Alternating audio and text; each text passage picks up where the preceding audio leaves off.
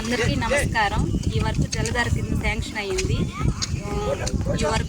ఈ వర్క్ చేయడం వల్ల దీంట్లో లోతు పెంచుకోవడం వల్ల నీరు ఎక్కువయ్యి కింద పొలాలకి బోర్లకి ఉపయోగకరంగా ఉంది. బోర్లు రీఛార్జ్ అయ్యి నీరు ఎక్కువయ్యే అవకాశం ఉంది. మాకు కూలీ 950-60 దాకా పడుతుంది.